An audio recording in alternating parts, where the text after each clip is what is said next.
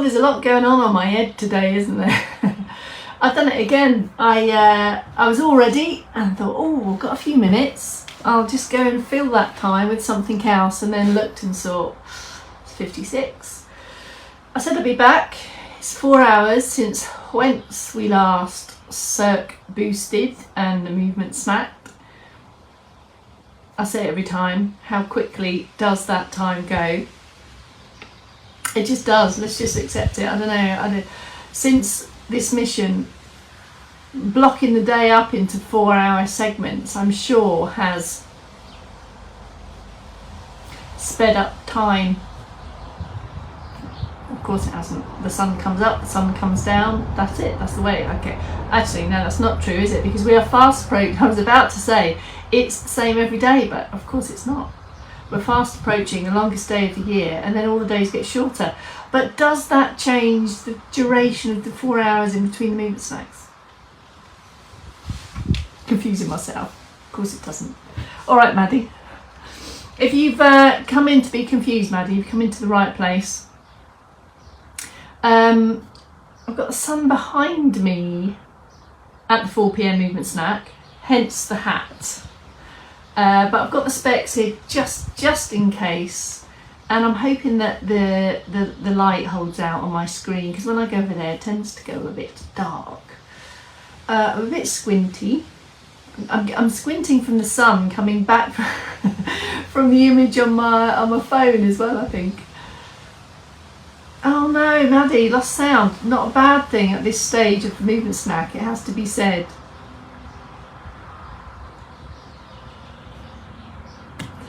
You know what you got to do, you got to turn it off, you got to turn me off and turn me on again. Just go press the button and then come back in. Who knows what goes on with technology. It's Monday, which means it's a new start, a new sway. And you've got a mix of myself and Kels across the 4 p.m s today. So I'm gonna get us started today with a new sway.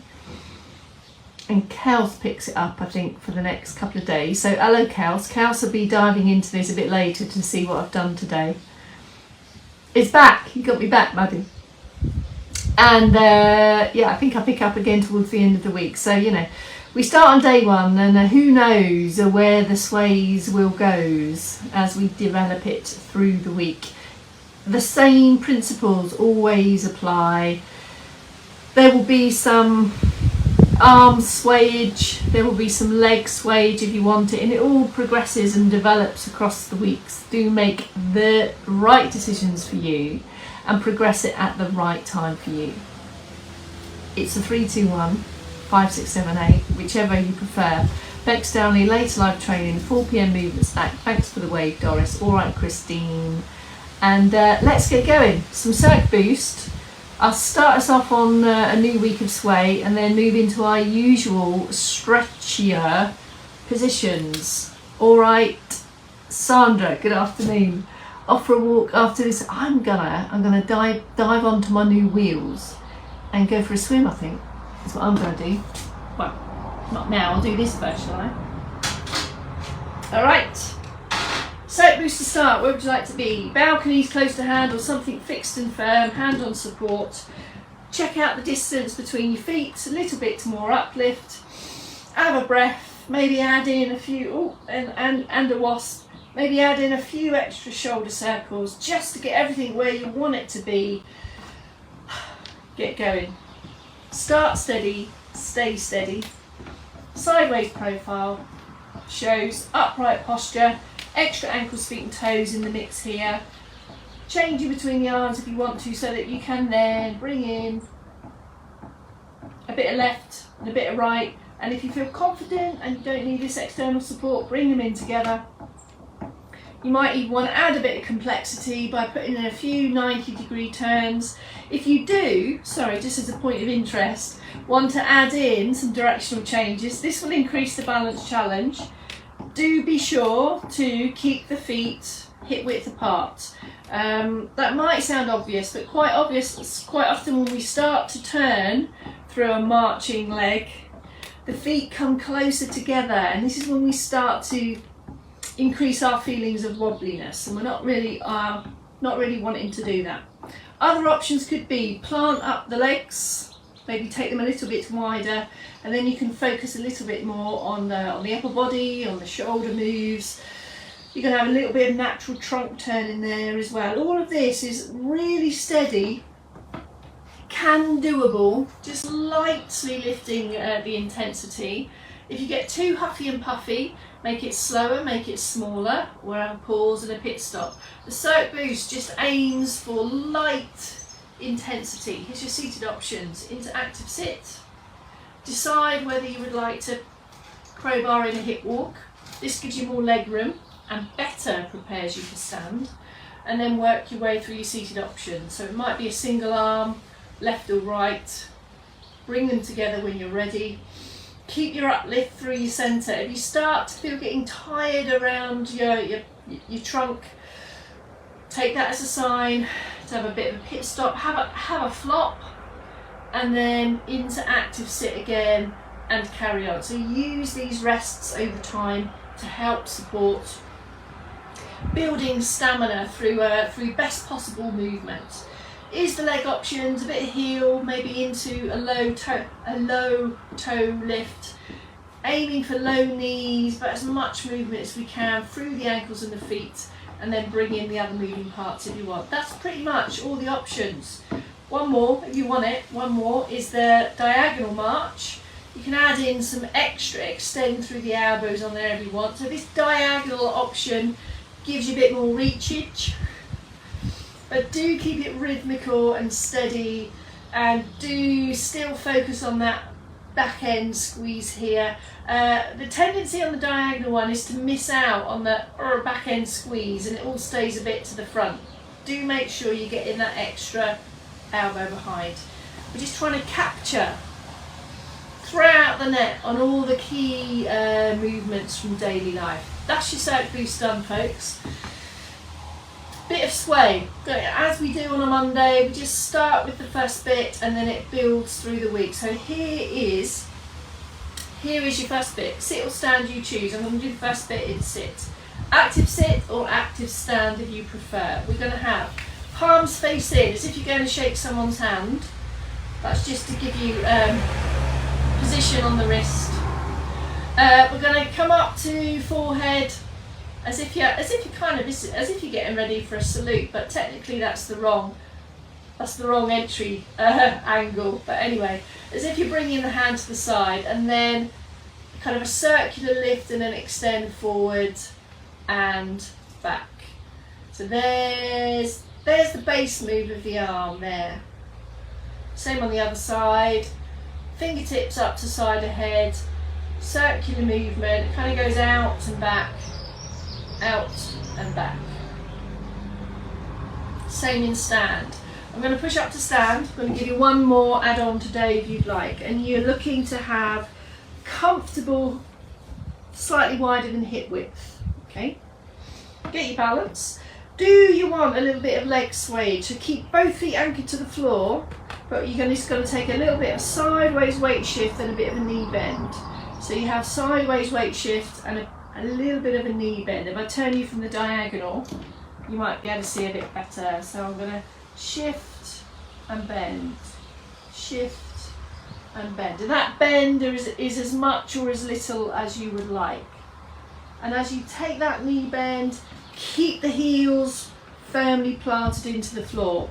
If you want to add that with the arms, we have hand up to the side of the head, weight shift and knee bend, same direction, back to base, stop, pause.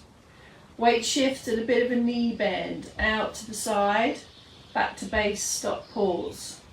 So the weight shift comes as the fingertips come to the top of the head.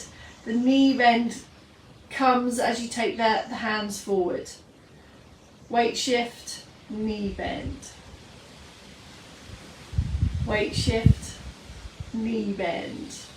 Fingertips and knees follow the same direction, and it's really small, coming through the center each time. The knee bend comes as the hands take that forward circle. There you have it. If you don't want any of that sway in the lower limbs, then obviously you just have the upper body. There you go. There. That is the beginning of this week's sway. For now, we're going to move into all the stretchier positions that we usually go through at this time of day. Sit or stand, where would you like to be? If you're in sit, the hands will just kind of slide forwards and back as you take that circular backward movement, and you're stretching the chest muscles and then looking to park the hands up on your back hips there, as it were. And if it's not comfortable to stay there and breathe usually as you do, don't stay there. Interactive sit, just kind of take the stretch position and then come straight back out of it. Various other options here. If you're sideways on, you might, if I show you sideways on, you might want to kind of reach for the chair behind you and take a pause. Or you might want to keep the hands in front but just stretch from the front here. So we're just looking to extend and open the front of the chest, maintain your usual breathing, and then relax out again. That's your chest stretch. And can you feel and see? It's essentially the opposite to being flopped and hunched forward. Is to extend and open up. Maintain your usual comfortable breathing throughout all of these stretchier positions, as I call them. Moving into types of stretches that will support better shoulder movement, mobility now. Active sit or active stand, just have a check-in with where you can comfortably get the fingertips, back ahead or side ahead, and make a mental note of how comfortable your elbow is to raise and lower. So just kind of clock in with the ease of movement for that hand to back ahead. And then here's the stretch that can help towards making that feel easier and more comfortable. Fingertips to shoulders, go for the raise on the elbow, wherever it's comfortable for you, and then just take a bit of a pause and then lower down again. All of these positions, slowly in and slowly out. There's the lift. I'm going to put sunglasses on. Squinting terribly. There's the squeeze, and there's the lower. I'm going to come a little bit closer to show you a little bit more of that. The screen's completely blank. I hope you can still see me. Shoulders are down, fingertips towards, and it's the position of the elbow that is really what we're after increasing over time here. Head stays still, shoulders stay down. We're stretching the muscles on the back of the arm and around the shoulder here, slowly in, slowly out. Maybe a few fidgets and shoulder rolls in between. Check that your shoulders are down, and then go for the squeeze. And the elbow will be anywhere between directly up, forward facing, or down, and it will be really individual to you. So that's your back of arm stretchier position, which goes without saying helps with getting your hands to back of heads. Moving down, then the back of the arm and the shoulder armpit all moves into the side of the trunk. So this next one stretches the side of the trunk. We call this upper side stretch. Into position is the first bit we've done. Then, if comfortable, just go for a slightly forward reach and lift and shift out of your ribbage. It's this feeling that you're stretching right from the hip there, slightly forward reach, a bit of a bend. You've got kind of a bit of a bend, but you're still aiming forwards and up. So from sideways you can see that the arm is slightly forwards there. So the actual stretch comes really from the movement of the whole of the trunk there. If your hand isn't comfortable in higher positions, don't put it there. Here's some other options. Relaxing the arms, supporting the arms here, pressing the shoulders down, then taking a breath in, maybe to here, then a bit of a stretch back to base and down again, slowly in and slowly out. All of these moves are really slow. Now we did a movement in the noonday today, which was this kind of movement here. And this is, you're going to get shoulder and upper side stretch here. Take it as slow as you like, as small or as big as you like. The main aim of these stretchier positions is to move into slightly bigger positions than you have already in the day, just to keep everything moving as best it can for you. So that's your side stretches. Those there are the big three of the top end: the chest, back of arm, and upper side. Into two key leggy ones now, if you would like them. I'm turning slightly sideways so you can see. Coming up into this active sit is really critical for this stretch here on the back of the thigh that we're about to do. If you feel slumped and in this position where you kind of tilted back towards the coccyx, first thing is to tilt forwards, kind of tilt as if you're tilting the hips and the pelvis forwards so that you feel high up on the sit bone here. Then we can take the leg out. My screen is completely black, so I'm hoping you can see me. Knee is off the lock. There's the hinge here, all the hinging here from the hips. The head and chest stay lifted, and you'll start to feel a bit of stretch on the back of the thigh. That's what we're after. Slowly in, slowly out. Step in and out of this, as much rest and kind of feelings of recovery as you need, and then just build and grow again. Other leg this time for me, just a couple of repeats on each side, and the aim is to keep tall and lifted, and the back remains straight, the back remains flat. All the movement is here from the hips, and there is the feeling of stretch on the back of the thigh. You might want to have a creep down, fingertips reach down to see where you're comfortable to get to. The flexibility, the movability of these big muscles in the back of your thigh directly influence how movable you are around the hips and this hip hinge here. This other arm could help with assist with that. Have you got the squeeze? Have you got that feeling of stretch? Slowly in, slowly out. As well as helping improve movements to bend to lower levels, to get your hands to your feet. Keeping these muscles in the back of the thigh flexible and the hips mobile will also help with stride length, bigger strides. Okay, last set of muscles to stretch at the calves and the back of the lower leg. For this one, start position is the same as we've just done. Active sit, knee off the lock. The trunk remains still for this one. The moving part, however, is the foot and the toe. So they squeeze back towards the shin, press the heels forward, and you'll feel the feeling of tension now on the back of the lower legs. Same as always, slowly in, slowly out. If you feel comfortable to hold that position, 8-12 seconds, something like that, great, do so. If not, a couple of seconds is a great start. We're just looking to get more movement, more stretchability into those muscles here on the back of the thighs. And the muscles that are actually pulling the foot back are the muscles of your shin. These pick up the feet as you walk, so there's a double whammy benefit here. Let me just push up to stand to just give a recap, as we always do, for the standing prompts on this calf stretch. Hands on support to remove the balance challenge. Keep the feet hip width apart throughout. So when I take this backward step here, my feet are still hip width apart. Everything faces forwards.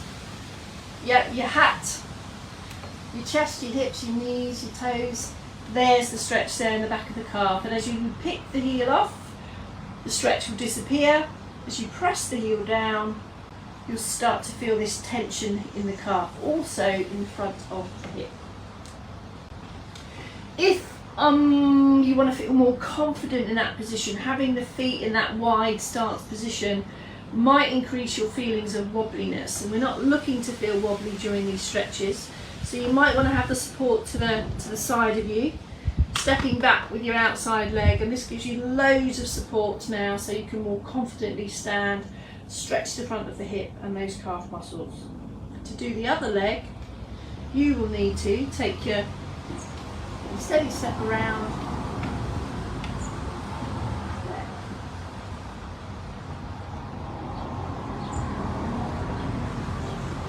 slowly in, slowly out, holding those positions for a little bit longer if you would like. It should feel manageable, comfortable. These feelings of tension shouldn't be painful. If your muscle starts to shake or quiver, you've gone a little bit too far. So you can control all of these feelings and sensations of stretch. Final one, if you'd like it, is it's like a big tree hug.